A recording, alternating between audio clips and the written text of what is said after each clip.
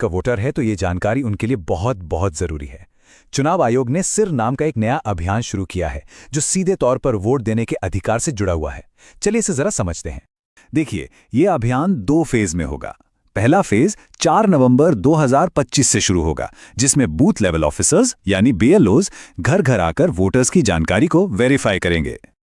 अब इस पूरी प्रक्रिया का जो आधार है वो बहुत सरल है। 2025 की जो वोटर लिस्ट है उसकी तुलना सीधे सीधे साल 2002 की लिस्ट से की जाएगी और इसी तुलना के आधार पर हर वोटर को ए से लेकर एफ तक 6 अलग अलग कैटेगरीज में बांटा जाएगा। मतलब 2002 की वो लिस्ट ही एक तरह से सब कुछ तय करने वाली है। तो सवाल ये उठता है कि किसी को कौन सी कैटेगरी मिलेगी। इसके लिए 2 मुख्य चीजें देखी जाएंगी। पहली, वोटर की उम्र, और दूसरी, 2002 की वोटर लिस्ट में उनके परिवार का नाम है या नहीं। ठीक है, तो सबसे पहले ग्रुप को देखते हैं। ये वो लोग हैं जिनकी उम्र 38 साल या उससे ज्यादा है, यानी जिनका जन्म 1 जुलाई 1987 को या उससे पहले हुआ है। अगर उनका नाम 2002 की लिस्ट में मिल जाता है तो उन्हें रखा जाएगा कैटेगरी ए में, और अगर नाम नहीं मिलता तो उन्हें डाल दिया जाएगा कैटेगरी बी में। एकदम सीधा सा हिसाब है। अच्छा, अब आते हैं दूसरे एज ग्रुप पर। यह है 22 से 38 साल के वोटर्स, जिनका जन्म 2 जुलाई 1987 से 2 दिसंबर 2004 के बीच हुआ है। अगर इनके माता या पिता दोनों में से किसी एक का भी नाम 2002 की सूची में है तो उन्हें मिलेगी कैटेगरी सी। लेकिन अगर माता पिता दोनों में से किसी का भी नाम उस लिस्ट में नहीं है तो फिर उन्हें कैटेगरी डी में रखा जाएगा।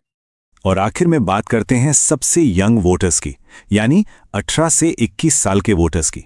यहां पर नियम थोड़े और सख्त हैं। इन्हें कैटेगरी ई में आने के लिए माता और पिता दोनों का नाम 2002 की लिस्ट में होना जरूरी है। अगर एक का भी नाम नहीं मिला तो उन्हें सीधे कैटेगरी एफ में डाल दिया जाएगा। तो ये जो A B C D categories हैं, इनका आखिर मतलब क्या है? इसका जवाब मिलता है हमें दूसरे फेज में।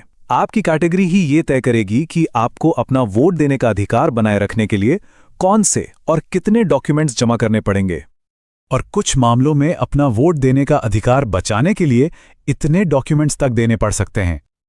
चलिए इस टेबल को जरा ध्यान से समझते हैं। अगर कोई कैटेगरी ए में है तो बहुत बढ़िया, उन्हें कोई प्रूफ नहीं देना होगा। बी, सी और ई कैटेगरी के लोगों को सिर्फ अपना एक प्रूफ देना होगा। लेकिन कैटेगरी डी वालों को अपना और अपने माता या पिता में से किसी एक का यानी कुल 2 प्रूफ देने होंगे। और सबसे ज्यादा कैटेगरी एफ वालों को अपना और अपने माता पिता दोनों का मतलब कुल 3 प्रूफ पेश करने होंगे। और सबसे जरूरी बात, अगर ये प्रूफ नहीं दिए जा सके तो मतदाता सूची से नाम हटने का पूरा खतरा है। तो अब सबसे बड़ा सवाल, आखिर किया क्या जाए? घबराने की जरूरत बिल्कुल नहीं है। कुछ बहुत आसान कदम हैं जो अभी से उठाए जा सकते हैं ताकि आगे चलकर कोई भी परेशानी ना हो। तो सवाल यह है कि पहले फेज की तैयारी के लिए हम अभी से राइट नाउ क्या कर सकते हैं? देखिए, हमारा लक्ष्य होना चाहिए कि हम सबसे आसान कैटेगरीज ए, सी और ई में आ जाएं। इसके लिए क्या करना होगा?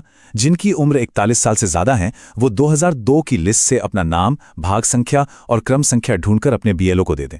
जो 21 से 38 साल के हैं वो अपने माता या पिता में से किसी एक की 2002 की लिस्ट की जानकारी अपने बीएलओ को दे दें। और जो 18 से 21 साल की युवा वोटर हैं वो अपने माता और पिता दोनों की 2002 की जानकारी निकालकर अपने बीएलओ को दे दें।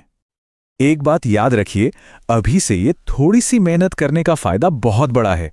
जब पहले फेज में बीएलओ वेरिफिकेशन के लिए आएंगे ना, तो उनके लिए आपको ए, सी या ई जैसी आसान कैटेगरी में डालना बहुत सिंपल हो जाएगा और आप भविष्य की बड़ी मुश्किलों से बच जाएंगे। आखिर में ये सारी मेहनत सिर्फ किसी दस्तावेज के लिए नहीं है। जैसा कि इस गाइड में कहा गया है, ये इसलिए है ताकि हमारा वोट देने का अधिकार बरकरार रहे और हम लोकतंत्र को बचा सकें। तो जागरूक रहिए, अपनी जानकारी तैयार रखिए और इस जरूरी संदेश को दूसरों तक भी जरूर पहुंचाइए।